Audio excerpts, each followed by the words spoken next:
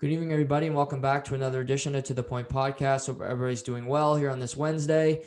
And tonight we're here with a special podcast. I'm going to be joined tonight by Jason Bennett. He's first-time guest here on the podcast, and we're going to be ranking our top 10 most interesting athletes right now. And I gave Jason a wide variety of, he could be his favorite players, could be people he loves in the media, just any reason that you really, they keep you interested. But to give you guys a little bit of information on Jason, I've known him for a few years now, met him through my good buddy Nick Gilbert, and we've shared a few cold ones along the way. We definitely have had a close friendship when it comes to our love for sports and our love for music. So, Jason, you're now, you're telling me tonight, you're in your first block of being an electrician. How's that been going? It's going pretty well. It's a little tough with it being online. So, I'm doing school from home almost every day. We go to the campus rarely. I've been there twice since I started, and I'm 3 weeks in. So it's a little bit tough to try to put your nose to the grindstone and focus when you're at home with all the distractions around the house. But it is what it is. It's COVID, and everything's different, and I'm just learning to live with it as I go. So, Right. it's not too bad. Do you like it better than being in class, or did you prefer in class because you spent 2 years, you said, at UNB? Yeah, I'm kind of on the fence with that. I don't know if I like it better or if I like it less. It's definitely nice to have the freedom of being in your own home, and you don't have to get up earlier and travel, and you don't have to get ready for the day, so to speak. So, you can go downstairs and grab your coffee and throw the sports channel on, and then your class starts at 9, and it's pretty laid back day. Right. I like it. So when it comes to your list, what was your big criteria when you go from 10 to 1? How would you say you rated your interest level when it comes to these players? I don't know. I've changed my list about 4 or 5 times since I Yeah, made it, but me too. it's been a little bit all over the place. I tried to get some different sports involved. Obviously, I'm a big hockey guy, so half of my list is going to be hockey players. But I tried to get some other athletes from other sports in there, and I don't know. I definitely took media into effect for a couple guys, but for the most part, it's just kind of liking the player they are and the way they play the game, I guess, is what I kind of tried to really narrow it down to, is guys I really enjoy watching. Right. Yeah, I would definitely say I did the same. I also, I'm interested. I have two hockey players, so I'm interested to see if we have the same ones. I doubt we'll have one, but that'll be interesting. But yeah, I got a few golfers. I have a couple golfers. Yeah. So I think we'll have a few the same for sure, but I think this will be a lot of fun because, we get to see each other's different, we get go through each other's mindset when it comes to watching sports and how we take in So I'm really looking forward to this. For sure. So why don't you kick us off with your number 10 most interesting athlete right now? So number 10, I don't know if I bent the rules on this or not, but this guy's career is about 99.99% sure this guy's career is over. But slotting in at number 10 for me is Tiger Woods. Yeah. Tiger Woods is a guy for me that he's the bar none the best at what he does. He's the best that there's ever been in the sport that he plays, and he's an absolute treat to watch. I still find myself scrolling through YouTube watching his greatest moments and best shots all the time. It's a treat to watch him. Yeah. Oddly enough, I also have Tiger Woods at number 10. Yeah, I totally agree. Hearing the Vern Lundquist call when he makes that chip on 16, it's electric. I'll remember that one forever. Also, he's 43 or 44 now. Clearly not the golfer that he once was, but he gets more viewership than anybody. He drives the bus, and people, I get sick of it when they put him on a Sunday when he's 10 strokes back, but the Golf Channel loves to do that. But Yeah, again, people would rather see him, putt in for bogey than, Jason Kokrak, chip in for eagle for the lead. So absolutely. he's the greatest golfer, I think, in the history of the sport. I mean, Nicholas, you could make that that debate, but he's done more for that sport than anybody ever has. Yeah. But yeah, do you think he'll be back? I mean, after the accident with the type of injuries that he got from that, but I mean, it's Tiger. So who Yeah. knows? Like, I mean, he already did the unspeakable when he came back and won the Masters. Yeah. But I mean, I can't see it. I doubt it, but it would be awesome if he could make some sort of comeback for sure. Yeah, if he does, I mean, that's a 30 for 30 right there. He's, you could have a number of I think the documentary they made about him a couple months ago, that was really kind of a crappy documentary because he wasn't really a part of it and you didn't really get to hear the interesting stuff. But even if he comes back and he's like, say, Charlie's caddy on the Corn Ferry Tour or something in, 10 years, I think that would be super interesting just to see him as a dad. We saw him play that father-son tournament. I love seeing that different Tiger Woods. Yeah, for sure. So we both have Tiger at number 10. Who do you have at number 9? Number 9's an interesting one. I've got Rupe Hintz from the Dallas Stars. Wow. A lot of there'll be a good chunk of hockey fans that might actually not even know who this guy is. Yeah. I love watching him play. He plays with so much energy. He's over a point per game player. He's a game time decision every night. He's been battling injuries all year. He doesn't even practice, I don't think. And he goes out there and he gets the job done for a team that absolutely has needed it all year because they've had Radulov out for almost the whole season. And Sagan's just coming back now, and Jamie Benn's been underwhelming. So he's kind of had to carry the load, and he has. And I like the way he plays. He's got an elite shot. He's got elite speed. I think he's very underrated. Yeah, I like it. He's definitely not on my list, but I like these, second, third line players that you don't hear a lot about. And I agree about Rupe Hintz. I think he's got more there. I think he can be a top line player consistently, but I agree that he's got that top-notch shot. He's got wicked speed. I think he's a really smart hockey player too. He knows, and like he was injured last year in the bubble, in the playoffs. I think he had appendicitis halfway through the playoffs, and then he had to have surgery, which he did, and then came back. And for Dallas even to be in this position, to be, a couple points out, Nashville can clinch tonight with a win, but for them to even be in the fight, you got to credit the Rupe Hintzes, the Jason Robertsons of the world, who have really stepped up and given this team a chance where they really shouldn't have had one. Yeah, and I think that's why I kind of slipped him onto my list. Is for that reason right there. Is he's kind of keeping them in the fight when they have every reason not to be. So. Yeah, and they lose Janmark too, who I liked him a lot on Dallas too. I think he brought a little bit more bite, but Hintz with Sega, when he's healthy, I still think Sega is a top 15 player. I think Hintz can creep into the TSN top 50, if you will. I think with a little bit more experience and maybe a little bit more finishing touch, I think he could possibly sneak into that group down the line. Yeah.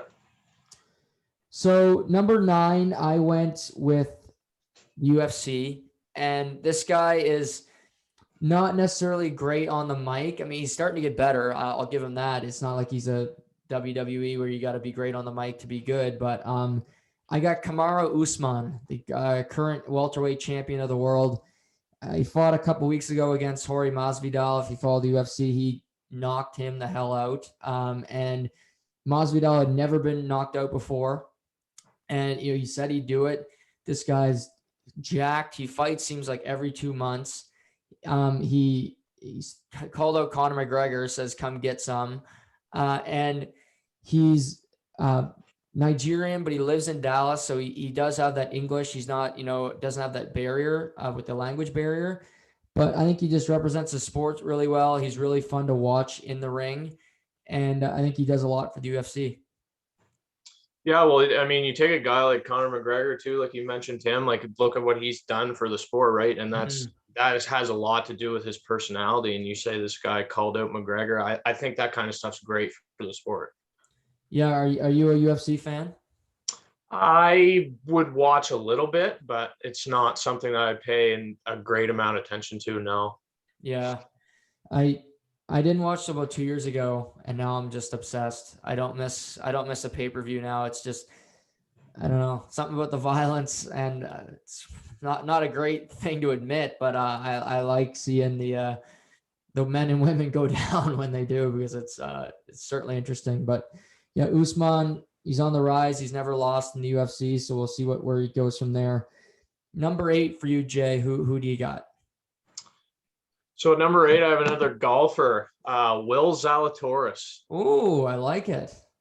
Yeah, he's a young gun kind of coming up through. He's actually not even on the tour yet, really.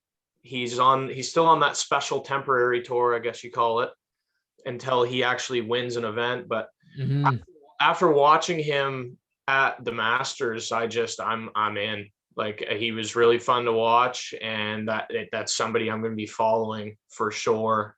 He tees off tomorrow at 3 p.m. for the Wells Fargo.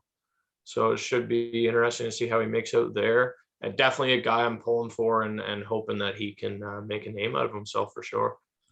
Yeah, I mean, this is a guy who just tore apart the Corn Ferry Tour. I mean, he was finishing top. He was winning a ton of tournaments down there. And like you said, he goes to the Masters, his first event, and he's in the top 3. And you look at him, he reminds me of Kevin Durant with his build, really tall, super skinny, but he can bomb the ball like better than anybody, and the thing about him too is he puts it right down the middle. You don't see him miss the fairway often, but I like him a lot because you see him even with Adam Sandler online, where Adam, tweeted out "Good luck today, kid," where he posted the pic of he looks like Happy Gilmore's caddy. Yeah, he looks like Happy Gilmore's caddy, and he played with it, and he said, "I hope I made you proud today, Mr. Gilmore." And I love that. That's personality. That's not him taking himself too serious. And when it comes to Zalatoris, do you think he could win a tournament this year? I think he can. I hope he does, because I just want to see him get on the official tour. Yeah. Because I think he's fun to watch, and he's got years to come too. He's so young. He's only 24. So like the future should be quite bright for him. But I mean, it's hard to say golf it's an evil game. It's probably the hardest sport in the world to be consistently good at. But I mean, we'll see what he's got. I think golf can have some of the best stories, because you see a guy like Sam Burns win last week in his first win. And it's so important when you win in golf, because you get entries into the majors. You have to earn your way into, like, he gets to play at the US Open this year, the Masters next year. That's one thing I really like about golf, is that to get with the big boys, you have to earn it and you have to keep winning. You see a guy like Ricky Fowler, who's been talked about ad nauseum for years for being this great player, and he can't even make a cut right now. And now he's, not even going to be at majors. So golf is, so, like you said, so difficult, and you got to be consistently good to stay at the top of the heap. I go to my number 8. I have Trevor Bauer of the Los Angeles Dodgers. I used to hate Trevor Bauer because I thought he was really annoying, and he's talking about baseballs and then juicing the ball. But a couple weeks ago, I really had a turn when him and Tatis were going up against each other. And I like when he strikes out guys. Like last night, he struck out a guy in the 6th inning, and he does a fist pump and he's looking at the bench. I love that. Then he closes his eyes and throws a pitch. And, Tatis kind of pimped a home run, and he kind of went around the bases, and he said, "You know what? He can do it because he hit it off me." And I did give this guy a ton of credit because he's got personality. He's good on social media. He's good on the mic, and he delivers on the field. He won the Cy Young last year on a Dodgers team that's kind of struggling right now, but they're clearly one of the best teams in baseball. So I give this guy a ton of credit. He makes the money, but he backs it up, and I love his personality that he brings on the mound and off the mound. Yeah, I could not, my opinion on that guy could not be more exactly like yours than that. I mean, you just everything you said is the exact same. I even like you said, I used to not be the biggest fan of him. I kind of thought he was a little bit annoying. Yeah. But I mean, like what an outlook on the game. Like when he had that interview after the Tatis situation, I love that response. I love that response. Show me some emotion. Give me a reason to turn this baseball game on in May or April. Right. You know what Right. I mean? Like I think there needs to be more of him in the game of baseball. 100%, especially like you said, baseball, because it's 162. And how many great personality? There isn't many. You think of Kershaw, you think of Trout, they give you nothing. Like on the mic, and when it comes to, I like seeing Kershaw get pissed off against the Padres. I liked seeing him start John, but for the most part, their stars are really boring. Or if they do have a big star, Shohei Ohtani doesn't speak English. So it's tough for, fans to kind of engage with him. And I think he's awesome too, just with his versatility. But Bauer to give an interview and not just give the, get pucks deep and, just be monotone and, boring. I give this guy a ton of credit for being himself and not being afraid of the criticism that, eventually will come his way. Absolutely. But yeah, Trevor Bauer, a ton of fun. Number 7 for you. Number 7, I have Cale Makar. Absolutely electrifying to watch. I don't know if I've seen a player cover more ice than him. Yeah. He's everywhere. It's like he's playing rover. Like it's like having a fourth forward on the ice. And it's an absolute pleasure to watch him play with a guy like McKinnon too. When they're out there on the power play together, it's just like, oh my goodness. Yeah, couldn't agree more. He was on my honorable mentions, and he's going to win a Norris real soon. If he can stay healthy for a full season, it's impossible that I don't see him winning one in the next, even maybe next year, if he could play 82.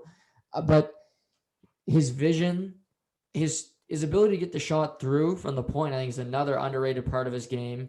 You mentioned his skating. He can go from behind the net to the other end in just, it seems like a split second. And just transition from playing college hockey to NHL. We see it sometimes. It's not easy. Jimmy Vesey won a Hobie Baker. It hasn't been that great for Jimmy Vesey. We do see it succeed, but this guy, he's a different breed. Maybe Cole Caulfield will have a similar transition, but that's a little early to say. But I also think Colorado is the most fun team to watch in the NHL. For me anyway, if I had to pick a team to watch night in, night out, it's Colorado. Me too. Even more than your Bruins? Colorado, they play with so much pace. Everything is push, push, push. Their D-men are pinching. They're so aggressive, and like they play to their strengths. They know we are a puck possession team. We're fast and we're highly skilled. So why wouldn't we play that way? Right. I love the system that they play, because you see teams with that much skill that are forced into a system that doesn't fit that. And I love that their coach lets them play that way, because it's fun to watch. Yeah, I think, quote unquote, poor teams should do that more often.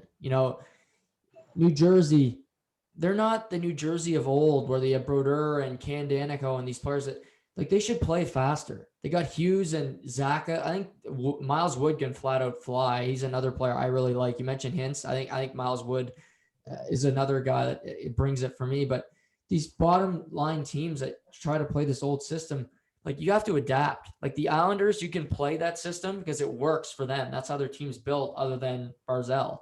But I think for some of these poor teams that consistently finish in the bottom of the standings, they need to adapt, or they're just never going to get any better. Yeah, I couldn't agree more.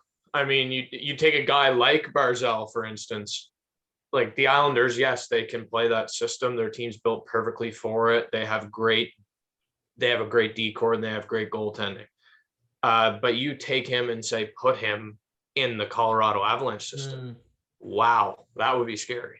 Yeah. Yeah. The guy can fly, and he doesn't have the opportunity to really use all of his tools playing the Islander system. Still a great player for them. It's their best forward. He's their most skilled forward for sure. But I mean, yeah, he got his 15th goal last night, which isn't bad, but he should have more than 15 goals. I think he should be up there with the McDavids and maybe not Matthews, but Pasternak, those guys. I think he should be right up there with them. Yeah, for sure. He can put the puck in the net.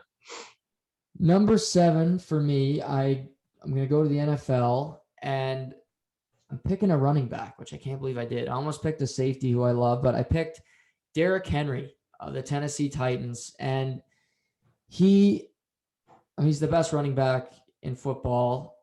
I love watching Tennessee play because Derrick Henry, you know what they're going to do, and yet nobody can stop him. He runs people over. He's 6'5", 265 pounds, and he can still burn you down the field. He can break off a 90-yard rush. He ran for over 2,000 yards last year, 2-time rushing champ back-to-back years. And he's really changed that Tennessee offense where Tannehill is a good quarterback and he gives you a lot.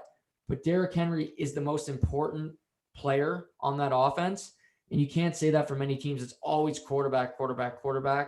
And for Tennessee, it's Derrick Henry for sure. Yeah, I mean, he's an absolute train, and it reminds me of a guy like Marshawn Lynch when he bursted onto the scene, and It's like, how do we stop this guy?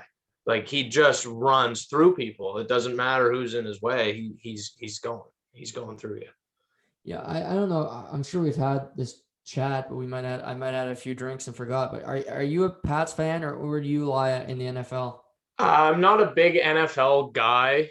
Like, I don't really have a team per se, but I really like Aaron Rodgers.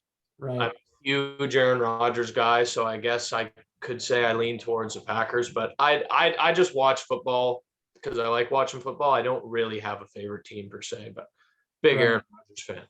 So if he's traded, will you follow him to the new locale? What's that? Sorry, you were breaking up. If he's traded, will you follow him to his new team? I just want to see him win another championship. I'd love to see him again before he retires. So, yeah. I mean, it's what it is. Yeah, interesting to see what will happen. But yeah, Derrick Henry, like you said, he's a human train against a bunch of boxcars. So he's a man on a mission out there. Number 6 on your list. Number 6 is another hockey player. I got Mark Stone. Mark Stone, in my opinion, if you could find the definition of the right way to play, it's him. I mean, he pursues pucks. Nobody can create turnovers better than that guy. If he wants a puck, he just takes it from you. He battles hard. He plays with a ton of heart. Nobody's more excited than that guy when him or his teammates score a goal. And I mean, Vegas is an absolute force every night, and he's their engine. So it's just a guy I love watching play. I watch a lot of Vegas hockey, and I love watching Mark Stone. Couldn't agree more. He's my Selke Trophy winner. I know they don't usually give it to wingers, but I think it's impossible for him not to get one this year. And he's putting up points too. And you mentioned Vegas. I think we talked about it before we went live. They're top to bottom, like the most well-built team in the NHL. They don't have a quote unquote superstar, but really, I think look at their decor. It's pretty damn deep. They got 2 number 1 defensemen back there, Marc-Andre Fleury, but Mark Stone, by standards, he shouldn't be here because it was always, he can't skate and he can't put up enough points, or he doesn't do this, he doesn't do that. Well, he didn't care about that. He adapted and said, this is what I can do, and I can do it really effectively. And he's turned it into a career where he's making $8 million a year for the Vegas Golden Knights captain, living in Las Vegas, where he has a damn good chance of winning a Stanley Cup. So where do you stack up Vegas's chances of winning a cup? As high as anybody's. Yeah. I like the way they're built. They're built for a long playoff run. They play so hard every night. Like it's like deja vu watching them. You know what you're getting, and teams like that, that's the recipe for a Stanley Cup. If you can come out every single night and have your best game, your chances are as good as anybody. And their goaltending is so solid. I mean, even if a goalie goes down, they have Leonard there too, who's proven that he can play well when they need him to. And Fleury, when he turns it on, there's almost nobody better. So if he can get hot and they get rolling, I like their chances as good as anybody. Yeah, agreed. And it's really a travesty that they're going to play Colorado more than likely in the second round. Obviously, it's a COVID season, but I see those two teams play, and I'm like, like that should be a conference final. One of those two, whoever wins that, I think it's gonna be a war. Whoever wins that deserves to go to a Stanley Cup final, and potentially let's put this out there for a lot of my listeners are Leafs fans. If Toronto got Vegas in the third round after Vegas just went through a war, well, that doesn't really tell you everything you need to know about who's the best team, and you could potentially see an upset with that series. Yeah, for sure. Colorado Vegas is a series you definitely would love to see as the conference final, but the way that the divisions are set up, it's just not going to happen. But nonetheless, that'll be a great series when and if it happens. And I would think that the winner of that series would go to the final for sure. But yeah, I guess we'll have to wait and see. Yeah, a couple weeks away from getting the playoffs from starting, but yeah, I think we'll see it as you said.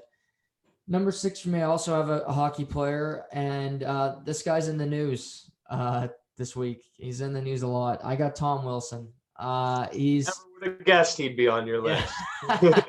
He's polarizing, and even for people that hate Tom Wilson, you're talking about him. And I think he gives you a good quote. He plays the game differently than anybody in the game right now. Is he questionable? Yes. Is he really effective? Yes. I think he's a guy that can score you 25 goals and give you 100 penalty minutes. And you don't see a lot of those guys anymore. He's going to play on the edge, but he's on one of the best teams in the NHL. I mean, Washington consistently, they look good this year to me. They look really good. And obviously, he had the hit on Carlo early in the year, which is polarizing.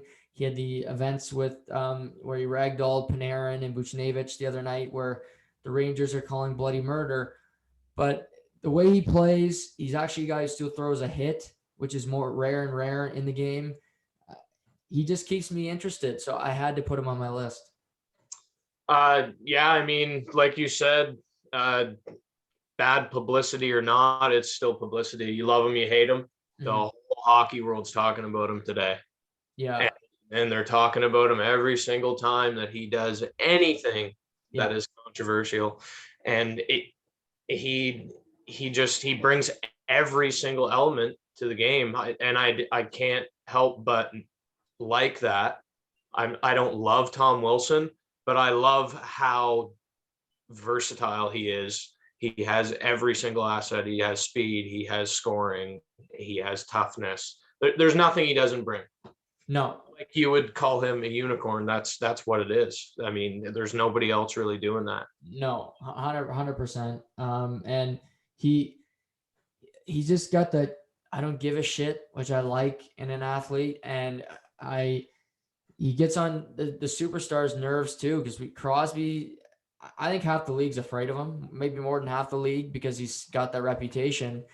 And but I'll be interested to see the Rangers Caps tonight. I don't think the Rangers have a particular guy to step in and take him on, but do you think we'll see anything in that game tonight, or some retribution, or what do you expect? I think it's going to be an entertaining one for sure. There's got to be something. I don't know. Like you said, I don't know that they have a guy that they can insert in their lineup that could actually do anything about it. But I mean, I'm sure we will see some entertainment in that hockey game tonight. There's Yeah. no way that's not going to have a wow factor to it after the events that have occurred in the last couple of days. Yeah. Yeah. I can't wait for that one tonight to see A what. lot of emotion. Yeah, A lot of emotion. for sure. So that brings us into our final five. So number 5 for you on our top 10 most interesting athletes list. So number 5, I'm shifting over to baseball. I have Fernando Tatis Jr. Mm. So he's kind of on the other side of the Trevor Bauer story there. But the thing I love about this guy is the absolute swagger. Like he brings the swagger. He's got the hair. He's got the colorful sunglasses and the eye black. He's bat flipping. Like he just has all of those components that really make somebody, get up off their seat and really watch. So for me, like a lot of people might see him as cocky. I see him as just somebody who's a gamer. He's an absolute gamer, and he plays the game with a ton of emotion. Absolutely. He's on my list. I won't say where right now, but I agree with every point you made. And I think, Jason, he gets it. He's a smart enough person to say, okay, baseball's pretty boring right now, and nobody is watching baseball. Baseball will have their purists, they'll have their fans, the 50 to 65-year-old people that watch baseball. But people our age, the 22 to 25 22 to 30, they aren't watching baseball. Baseball ratings stink. But if you get some players that bring something different, that add a different element, that maybe will try to steal a base when it's maybe not the right time to do it, that does a backflip, they're going to tune into those games. And what's the best rivalry in sports right now? One of the best, Dodgers Padres, because of the two guys we mentioned, Bauer and Tatis. You got Kershaw who's finally getting involved. You got the Manny Machado, I think, is another really underrated guy when it comes to notoriety and interest level, because this guy is irritable and he hates the Dodgers and they hate him because they traded for him and he stunk in the World Series. But Tatis is just a star, a stud, and I think he's going to be the face of the game for a long period of time if he continues on the trajectory that he's on. For sure, I agree. So yeah, a great one in Tatis. I think he's great. That brings me to number 5 for me. I'm gonna go with Steph Curry of the Golden State Warriors. He's 32 now. Obviously, Klay Thompson's been out. They're in the 10th seed in the West. They're not, the super team anymore. But I still will tune into a Golden State game because I know Steph Curry can go for 60. And he will shoot from half court and he'll dribble between his legs and he'll do a shimmy. And he's so fun to watch. And, he's changed the game of basketball forever with his ability to shoot from distance. He's given guys like Damian Lillard and even Klay Thompson, his teammate to an extent, James Harden, the ability to shoot from deep. And it doesn't look like a stupid shot. I don't know if we see these other players have that confidence to do it if you don't see Steph Curry do it first. And he's still one of the best players in the game for me. And I just think he brings an element that you say, okay, I'm going to tune into the game tonight. Yeah, I couldn't agree more. He almost made my list. He was on my list at one point, but no, he just, like you said, he shoots the lights out and he shoots from everywhere, and you have no idea how many points he's going to put up in a given game. If he's hot, you're just like you said, he can put up 60, no problem. And I'm the same way. I don't really watch basketball a whole lot, or particularly the Golden State Warriors, but with him playing the way that he has been playing the last couple months, I watch them now if I have a chance, for sure. Yeah, and he's got a good personality. He does. I think he's good on the mic too. He'll give you an honest answer, which is rarer and rarer in today's world. Number 4 for you. Number 4 is Tatis's old buddy Trevor Bauer. Yeah. On your list earlier, and I have him on my list for the exact same reasons. I think he has a great personality, and the way that he sees the game of baseball and how it should be played at that level, I couldn't agree with him more. You have guys competing every night at the highest level. Why not? Why not play with some emotion? And why not have fun? Go out there and have fun. You're playing the game you love. Yeah, and I also think sports gets taken too seriously sometimes. Obviously, it's important. Speaking for us, I know we both love it, dearly. But it's also it's got to be fun for people to watch, or people don't care. It's like you go to a concert. If you see a guy and he's a stick in the mud when he's on stage, you might not want to listen to his stuff anymore. Because you're like, well, this guy's kind of an asshole, or this guy, he just didn't give a crap. Maybe he's all in the studio. They do more to his voice. You want to see them have some personality, and baseball needs that more than any other sport. Yeah, I could not agree more. Baseball's it lacks that wow factor that some of the other sports have, and it has for a long time. And these players that we've mentioned already, they're trying to make a change in that, and I love it. Yeah, agreed. My number 4 is Patrick Mahomes, and obviously the quarterback for the Kansas City Chiefs. He's Super Bowl champion. He's won an MVP, but just the way he plays quarterback is pretty electric. He can run, he can throw missiles down the field, he can make guys miss, and his arm angle and he changed the quarterback position, because you see the Deshaun Watsons and these even this past draft with Trey Lance and these athletic quarterbacks. They're trying to be Patrick Mahomes. They're trying to, the Tom Brady statue quarterback is a dying breed in the NFL. And, Tom Brady just won the Super Bowl, so maybe there should be more pocket quarterbacks.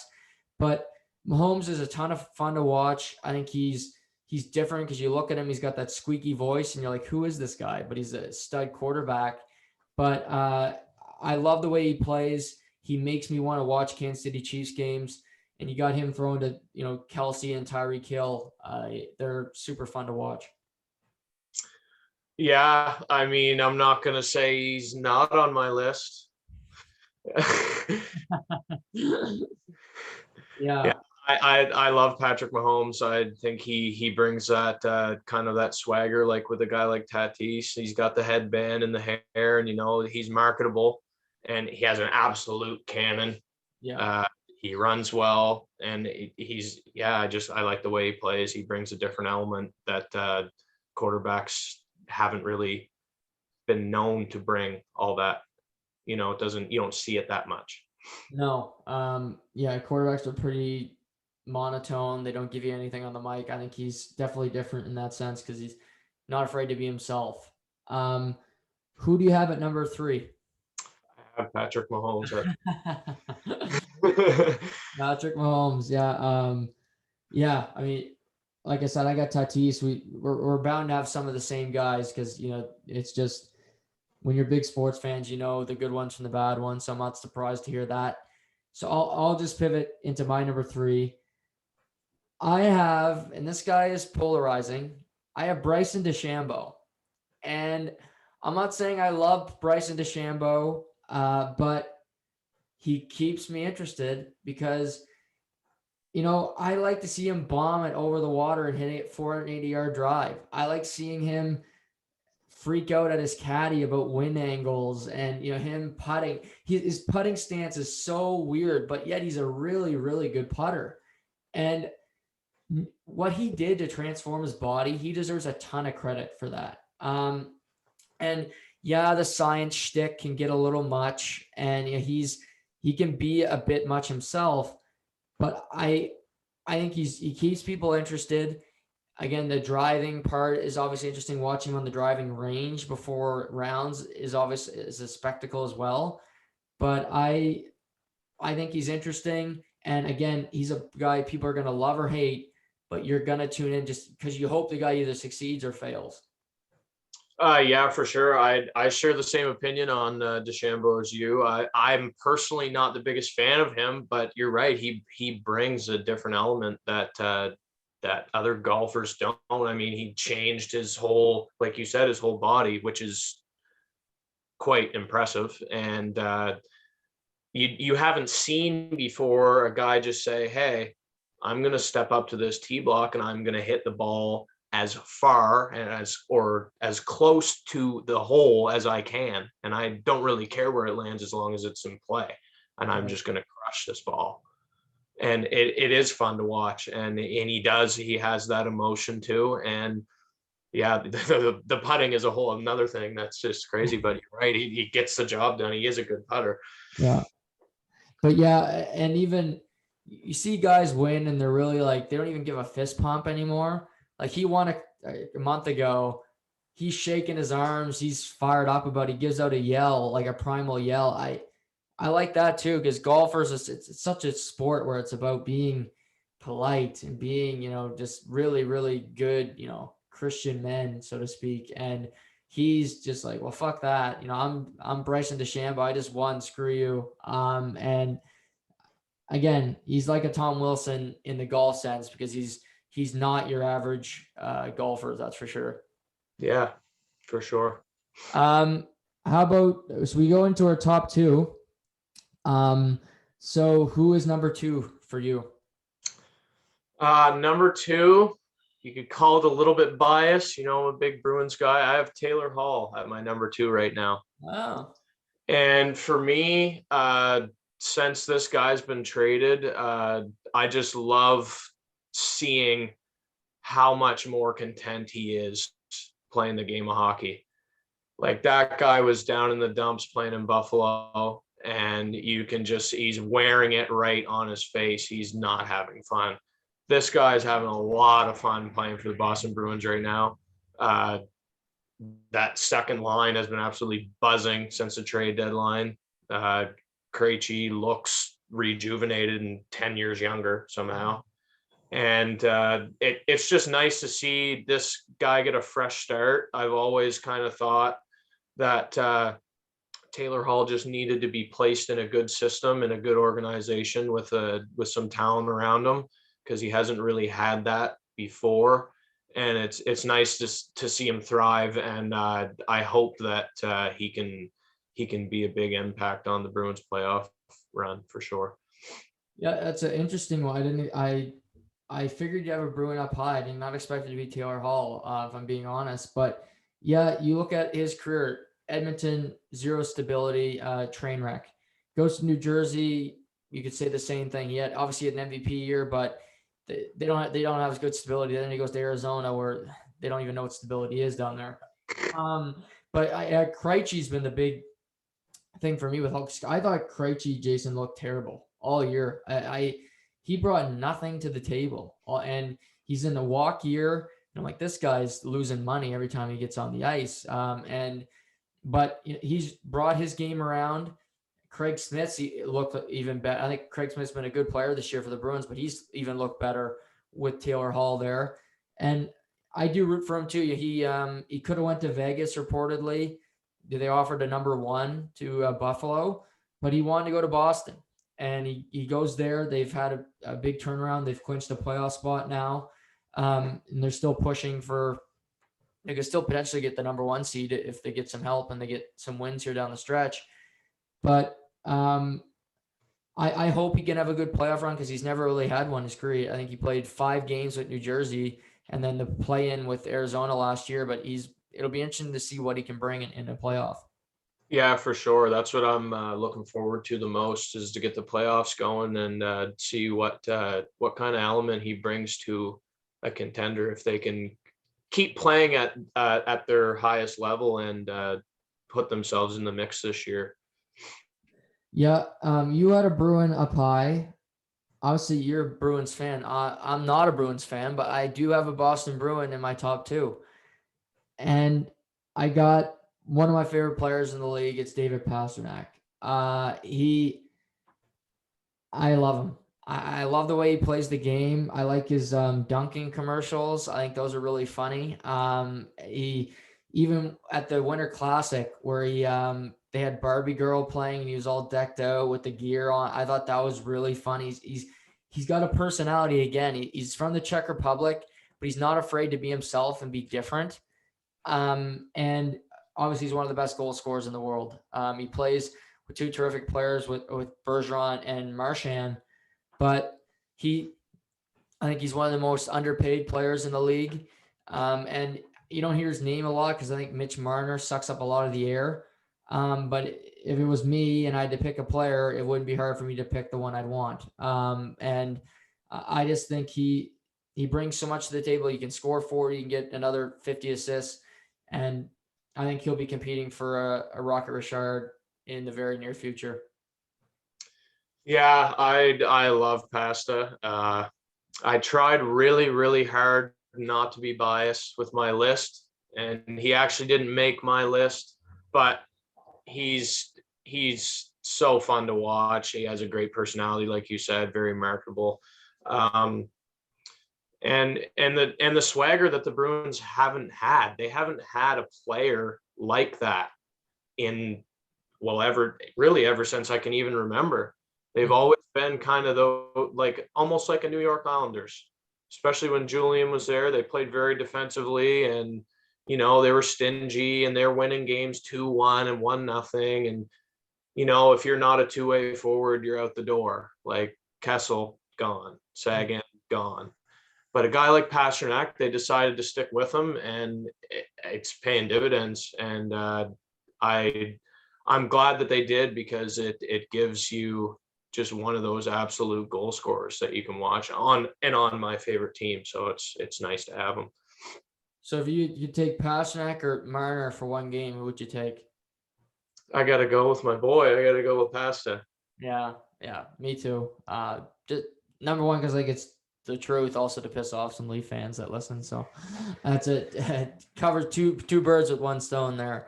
Yeah, me too. Because I wouldn't be able to hear the end of it if I took Marner there. So yeah. I got to stick with my boy. So that brings us to our number ones. So who is the most interesting athlete for you right now? For me, and it's really been almost all year, it's another hockey guy, and it's Kirill Kaprizov. I can't stop watching him. The reason why I have him so high on my list and I have him number one is I can count on one hand how many Minnesota Wild hockey games I have watched since I've been a hockey fan. Yeah. I have watched well over half of their games this year, and it's directly because of how fun that guy is to watch. He's electric. He's all over the place every night. He's got a ton of skill, and he has just injected something into the veins of the Minnesota Wild, because I don't even know how they're keeping this up right now, and he's got a lot to do with that, and I really like the way he plays the game. Yeah. Couldn't agree more. And you mentioned stick in the mud franchises that just had nothing going for them. That's Minnesota to a T. They were boring. They were old. They were slow. And, new coach Dean Evison, who will likely be nominated for the Jack Adams, he's let these guys play. You look at Kaprizov, clearly the example, but even a Nico Sturm is having a good season as a rookie. And Spurgeon's getting more chances to play. Joel Harrison Ek looks like he's a player now. He's not a fourth line winger having to chip the puck in. This guy's got some skill. And you mentioned they're trailing against Vegas 5-3 the other night going into the third period. They win 6-5. And I think he's got 24 goals now. Him and Jason Robertson are kind of fighting for the Calder Trophy. But he's so fun to watch. His ability to pass, his just hockey IQ is, I think, off the charts, and just giving Minnesota, a great hockey town and a good franchise, something to smile about again is just such a welcome sight to us as viewers and the NHL as a whole. Yeah, and that's exactly why I have him as number one. Is I think he's done a lot for that hockey market and that organization. Yeah, no, I like the pick. I'm interested to see what he can do in the playoffs, and also, in the years to come, can he continue to be a constant performer? I hope so, because he's a ton of fun to watch. Number one, I mentioned I had him on my list. I got Tatis. I've been watching a lot of baseball, and at this, when the playoffs start, I'm sure I'll tail off a bit.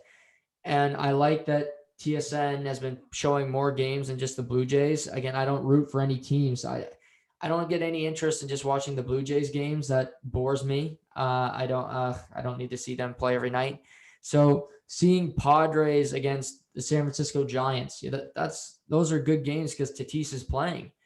And seeing the Dodgers tail off a bit and seeing some interesting races makes it good too. But we touched on them all podcasts, just the flair, the energy, the Twitter beefs he has with Trevor Bauer. This guy is electric and one of the biggest stars in all of sports right now. Yeah, I mean, you take a guy like Tatis Jr. Kids playing and watching baseball in this day and age, they want to be that guy. Like, that's the guy right now. If you're a 13-year-old kid in the backyard practicing your swing, you're pimping a home run like Tatis Jr. does. Yeah. No, for sure. So that rounds up our top 10. Who are some of your honorable mentions? Pasternak's got to be there. I'm gonna say the only reason why he wasn't on my list was because I tried to refrain from being biased. I'm a massive Bruins fan. Everybody that knows me knows that. But I did squeeze Taylor Hall in there. But no, Pasta for sure. I had Nikola Jokic as an honorable mention. He was at the kind of the bottom half of my list. I think he's got a great personality. I think he's hilarious. Yeah. He's over 7 feet tall and he has elite ball handling and unbelievable passer. He just he brings that little bit of different, you know what I mean, compared to other centers in the league. Shohei Ohtani was there. Like you said, he doesn't really bring much to the table other than what he has on the field because he doesn't speak English. So I mean, he's not going to be huge in the media, but I just think what he's doing is quite something for sure, with the ability to gas a pitch by a guy at over 100 miles an hour and then go hit a bomb the next inning. You're not seeing that anywhere else at that level. So yeah, he's impossible not to root for. He's pitching. I hope he can keep pitching and keep hitting, because I love watching him play. Yeah, I had him as well. I had Kale McCarr, who you had. I put Floyd Mayweather, my honorable mentions. He's another guy. I don't love watching him fight because he's boring, but he's one of the best promoters in the history of sports. And you'll watch his fight because you hate him, kind of like McGregor. I had them kind of together. And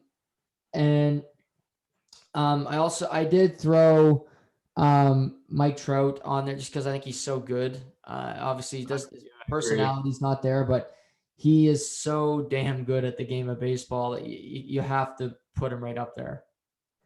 Yeah, for sure. That's like another honorable mention I had. Connor McDavid. He's so good. He dominates every night, and he's an absolute treat to watch. But not a fan of some of the things he's been doing on the ice a little bit. He's very dry with the media, so he doesn't bring a lot of personality. But nonetheless, you can't take away what he brings to the table when he's just out there playing hockey, and there's nobody better. So no, totally agree. Yeah, he's he's adopted the Sidney Crosby approach to the media, which is to be less than vanilla, because vanilla is actually a flavor a lot of people enjoy. I don't really enjoy hearing Sidney Crosby's media sessions. So this was a lot of fun, Jay. I appreciate you taking the time on a Wednesday night. I know you're busy with school and everything, so I really appreciate you taking the time, and we'll have to do this again down the road. Yeah, absolutely. It was a blast. I appreciate you having me on. I know how passionate you are about this whole thing you're doing. I think it's great that you're going forward with it and doing something you love, and I'm happy to be a part of it. No, really appreciate it, man. We'll do it again. And for everybody listening, appreciate you guys. I'll be back tomorrow morning, talk about the Tom Wilson incident and anything else that happens in the world of sports tonight. So everybody take care, stay safe, and we'll talk soon.